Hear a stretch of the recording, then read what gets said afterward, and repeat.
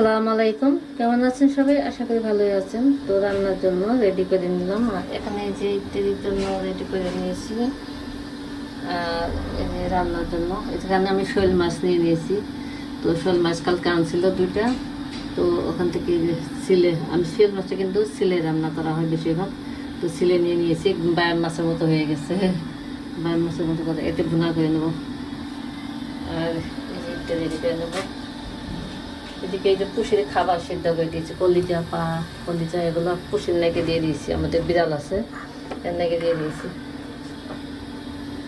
তো সব কিছু রেডি করে নিলাম।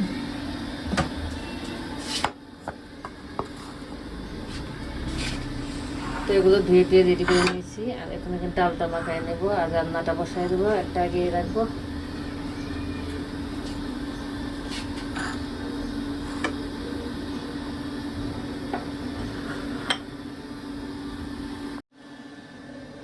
তো এই যে মাছটা ভুনা করে নিলাম, শোল মাছ ভুনা করে নিয়ে নিয়েছি। আর এখানে আমি একটা ভেজে নেব।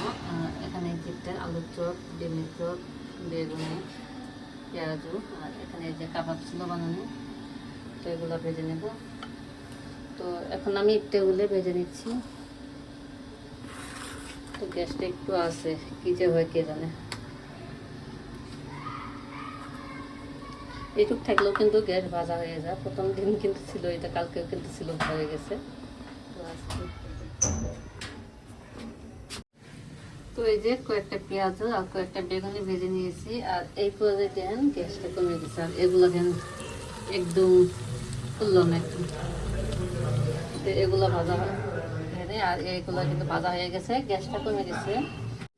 এই তো একটা ভাজা হয়ে গেছে। এখানে পেঁয়াজও ভেজে নিলাম, আলুর চপ, ডিমের চপ, বেগুনি। আর এখন শুধু কাবাবটা ভাজা আছে। আর এখন আমি একটা রেডি করে নেব। তো এখন ভাজাটা শেষ। একটা রেডি করার সময় আপনার সাথে শেয়ার করবো।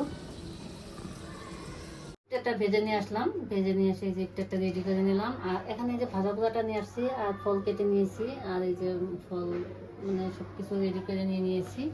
তো আজকে চাউল বিরিয়ানি করছি, আজকে মুড়ি মাখাইনি। মুড়ি মাখা ছাড়া আজকে তৃতীয় রোজায় গেল, দ্বিতীয় দ্বিতীয় 3টা রোজা চলে গেল।